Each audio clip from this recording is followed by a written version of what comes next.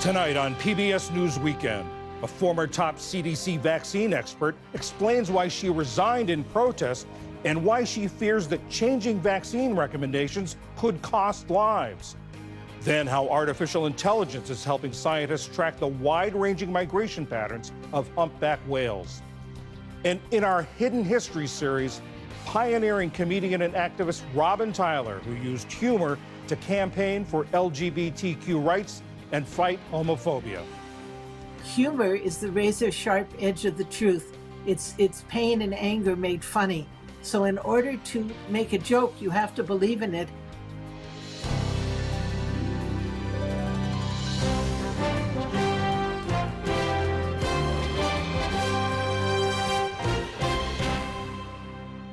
Major funding for PBS News Weekend has been provided by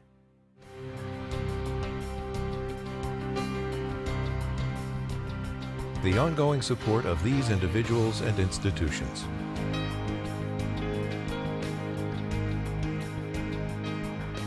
And friends of the NewsHour.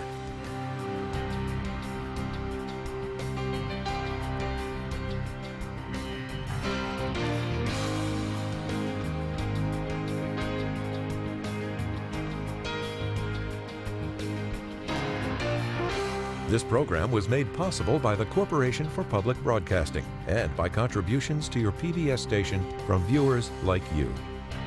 Thank you. Good evening, I'm John Yang.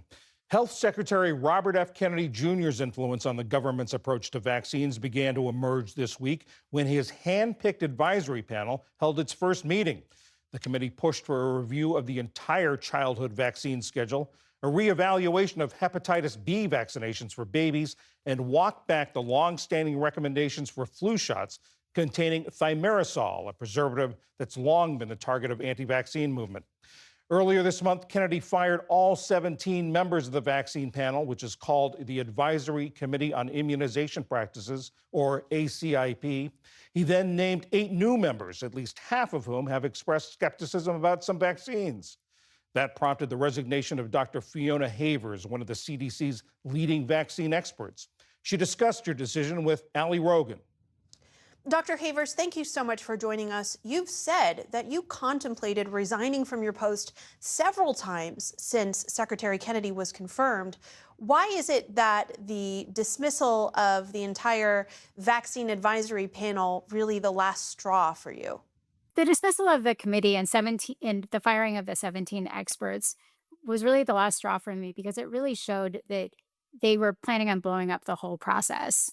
I think that the ACIP recommendations process is very regimented and evidence-based. The committee is very carefully vetted. And when he just fired everyone on the committee and then replaced them with handpicked people that many of whom are really not qualified to be on sitting on this committee, I had no faith anymore that this process would use scientific evidence to make informed policy decisions. So at this last meeting of this panel, they voted on something that had not been on the agenda, the removal of the preservative thimerosal from vaccines. So what does this all mean to you in terms of the flouting of very well-established up until this point procedure with approving the childhood vaccine schedule and other norms? No, that's a great question. And it was really remarkable that they moved forward with this vote. I think historically, if there's going to be a vote on a policy proposal, it requires months of preparation, a formal process and a review of evidence by a work group that then presents to the voting members. What they did at this meeting was that they had a singles presentation from someone who introduced herself as a private citizen, and then they moved forward immediately to a vote to change policy that potentially restricts access to certain types of vaccines that have been previously viewed as safe and effective. And regardless of the topic of the vote, which is a separate question, the fact that they didn't follow any of these procedures for systematic review of the evidence, that is the ACIP norms, is very concerning. So the entire direction that this is heading shows that RFK Jr. has taken over the ACIP and CDC recommendation process. And this is a really important process because if a vaccine is recommended by ACIP and officially added to the CDC immunization schedule, it determines whether insurance will cover it. In addition, ACIP votes on what's included in the Vaccine for Children's program, which provides free vaccines to more than half of children in the United States.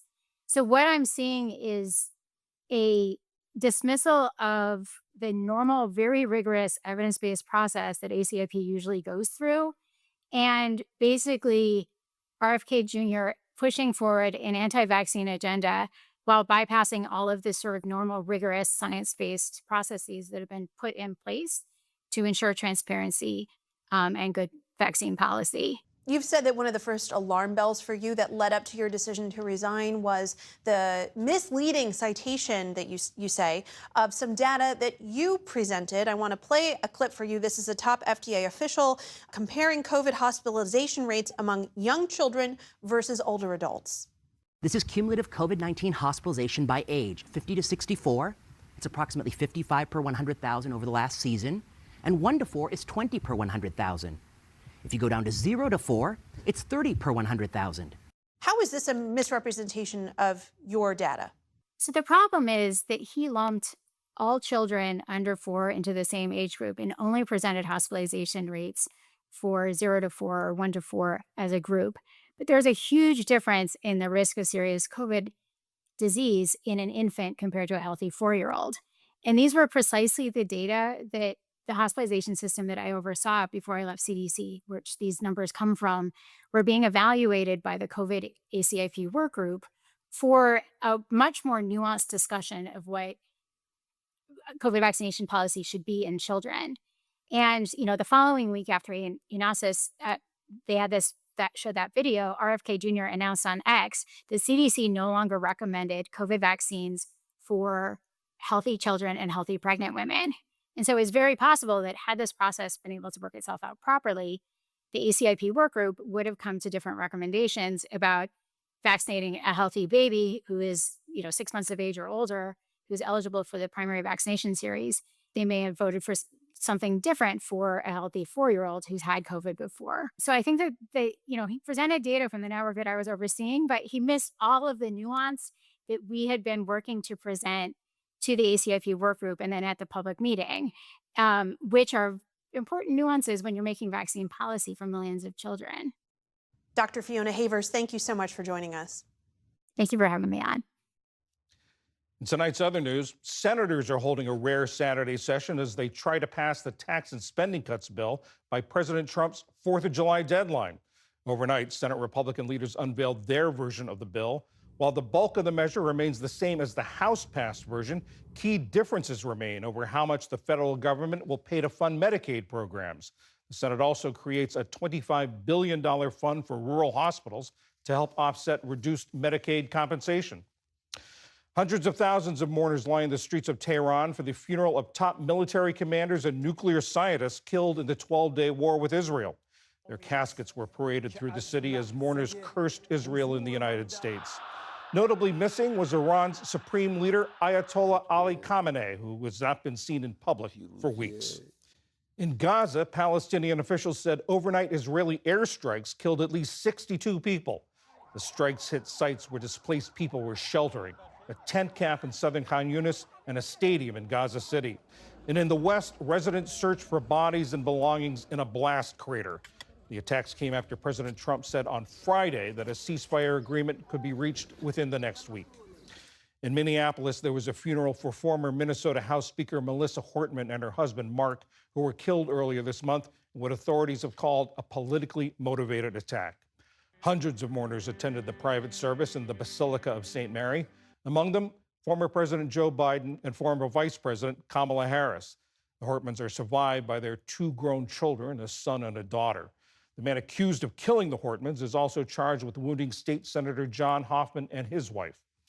Still to come on PBS News Weekend, new technology that's tracking humpback whales across the globe, and the life, career, and achievements of comic Robin Tyler.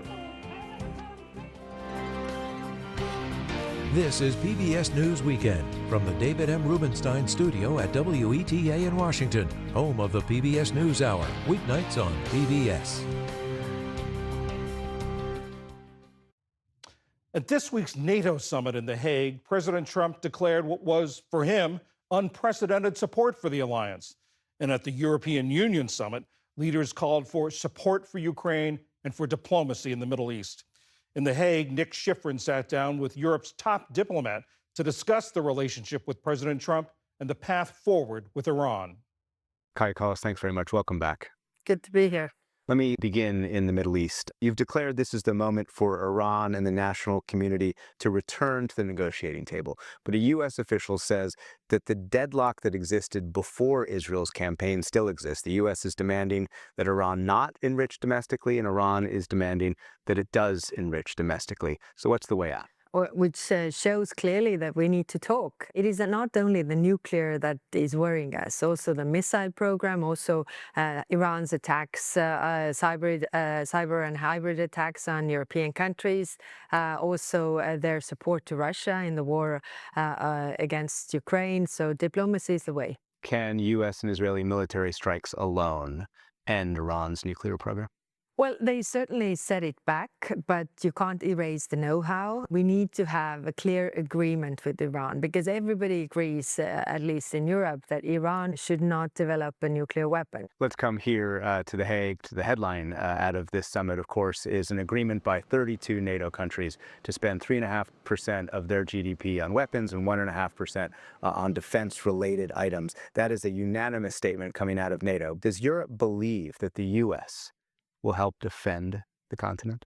Well, Article 5 is there, and this is the agreement by all the parties. So we don't see any signs that the U.S. is stepping away from this. I want to recall the only time that Article 5 was used was when America asked other allies to come to help. And the country that I'm from, Estonia, actually had more combat casualties per capita than Americans had. So I hope that this is, of course, also the other way around, that Article 5 applies to all member states, all allies, and so far, America has been saying Article 5 is ironclad. You just used the word hope. Can Europe really make plans based on a hope?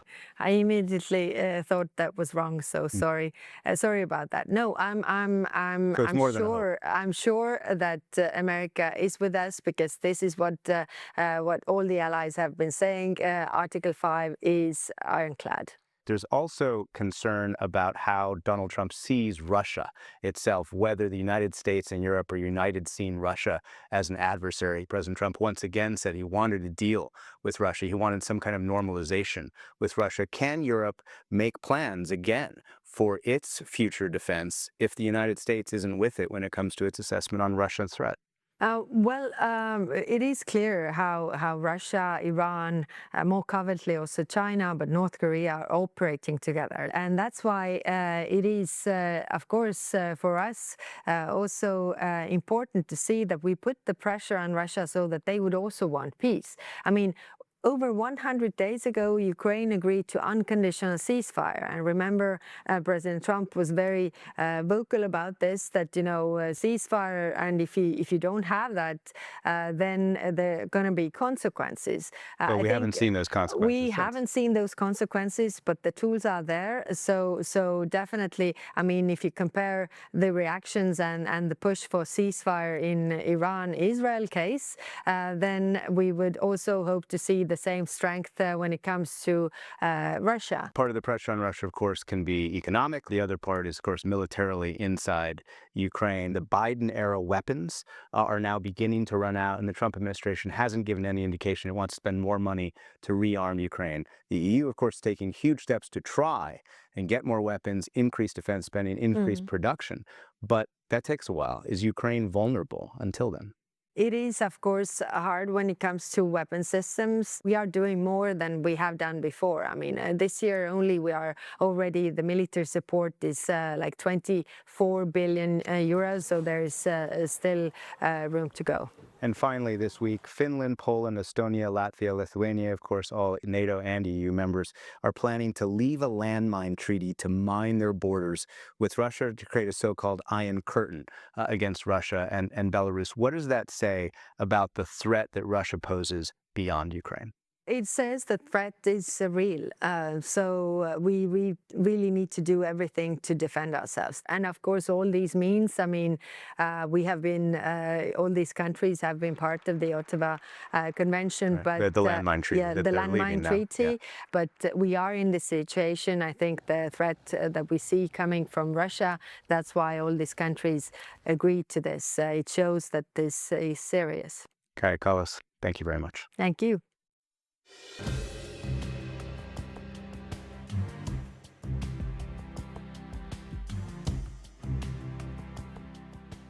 Humpback whales are some of the largest creatures on Earth and live in every one of the planet's oceans.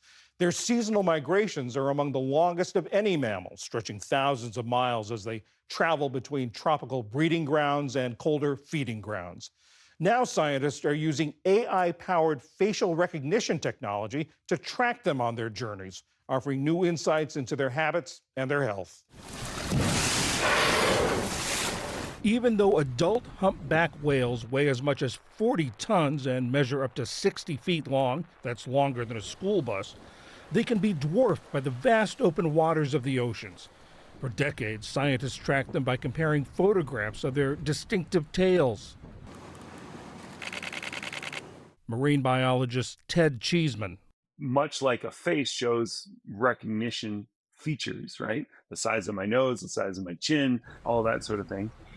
Underside of a humpback whale's tail has patterns and shapes and scars that make them individually recognizable.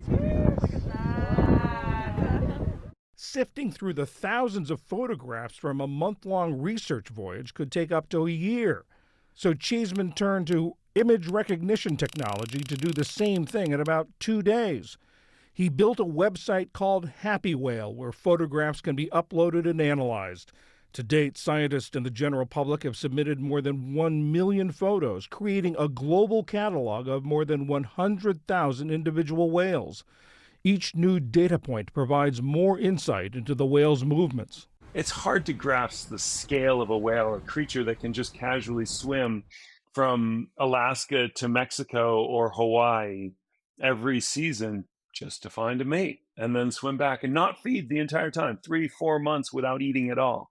That's pretty hard to grasp. But this gets us a little closer to being able to see that.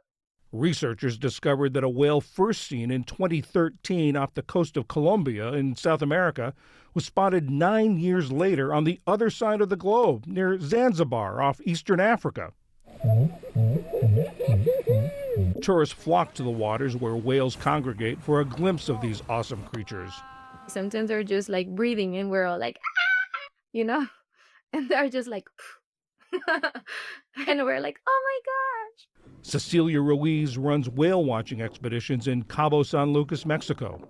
They are super important for our oceans and they're super important for just the planet health in general. I feel like we are sometimes disconnected with nature, with living our regular lives. She uses Happy Whale to tell her clients the stories of the whales they see. If you tell them like, oh, this specific whale came here, had their baby, and then they saw them in Canada, and then you tell them these stories, and I feel like people engage more with the whales and see them more as individuals other than just an animal that is migrating. She calls it Facebook for whales. I get notifications still like, hey, the whale you saw on January, it's now here, you know? About a third of the images on Happy Whale are contributed by the public. Earlier this year, a tourist on a whale-watching cruise in Hawaii uploaded a photograph of what turned out to be the world's oldest known humpback whale. Called Old Timer, the male was first identified by a scientist in 1972, making him at least 53 years old. Crowdsourcing whale tracking has been a boon for scientists like Ted Cheeseman. We're able to actually see, thanks to the public's involvement, quite a lot more resolution with the science. With it, they can monitor how whales are coping with the threats posed by warming seas, being struck by ships, and entangled in long lines used by commercial fishermen. Scientists use that information to model population growth and even estimate the survival rate of individual whales. Commercial whaling decimated the humpback whale's population in the 19th and 20th centuries. It's recovered thanks to conservation efforts, which can be supported by the data Happy Whale generates. And Cheeseman says the public awareness the website generates is a benefit in itself. We've published a lot of research papers as a result of the data that's flowing through this. And I think that's really meaningful and worthwhile. But I think the publicly engaging side of it, the fact that this brings us closer to a very impressive and rather magical and hard to understand element of the natural world is probably what I'm most proud of.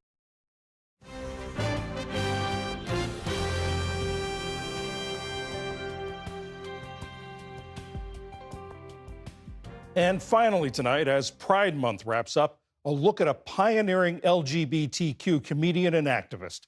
In 1979, Robin Tyler became the first out lesbian comic to appear on national television. She used both her humor and her platform to become an important voice in the push for LGBTQ rights and equality. This is part of our series, Hidden Histories. Robin, thanks for joining us. You were born on the prairie of Manitoba in Winnipeg. Yes. How'd you get into show business from there? I moved to New York when I was 19 or 20.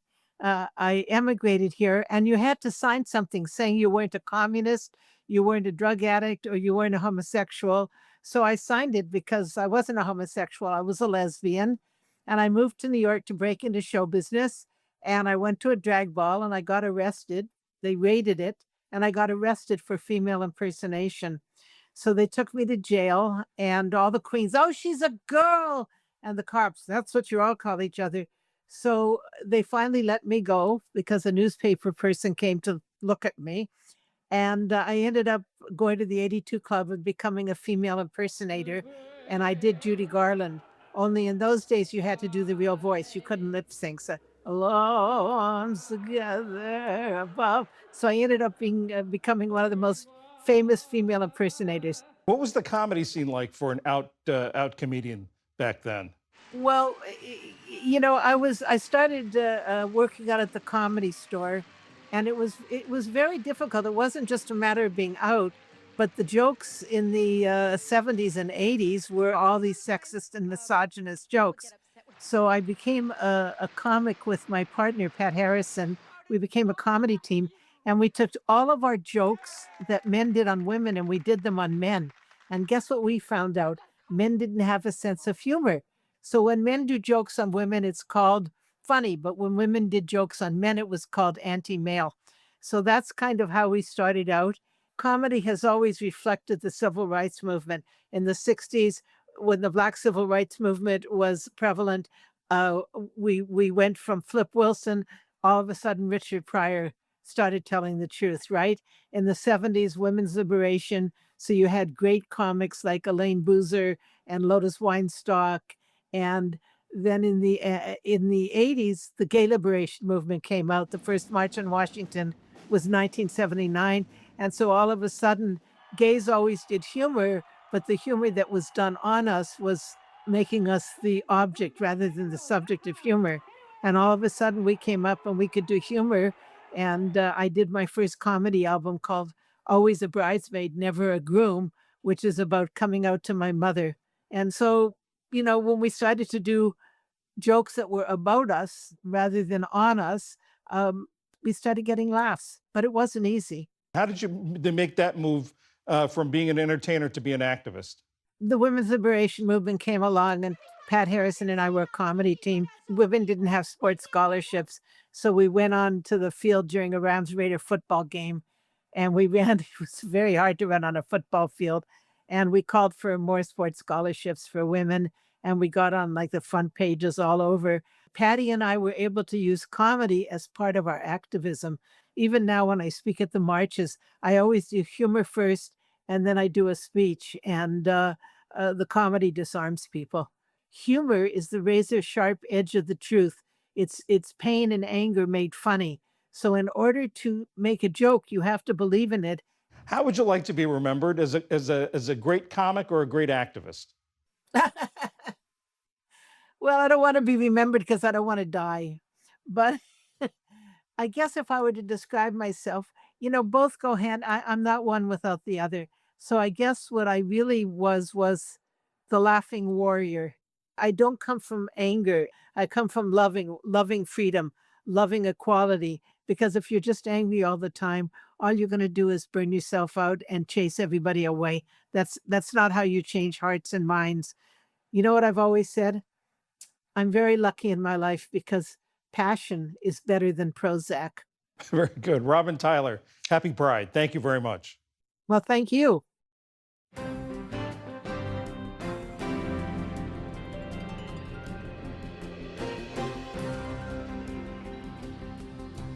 And that is PBS News Weekend for this Saturday. I'm John Yang. For all of my colleagues, thanks for joining us. See you tomorrow. Major funding for PBS News Weekend has been provided by In 1995, two friends set out to make wireless coverage accessible to all. With no long-term contracts, nationwide coverage, and 100% US-based customer support. Consumer Cellular. Freedom calls.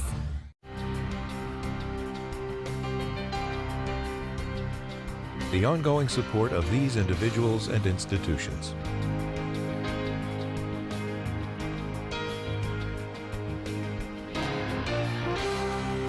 This program was made possible by the Corporation for Public Broadcasting and by contributions to your PBS station from viewers like you. Thank you.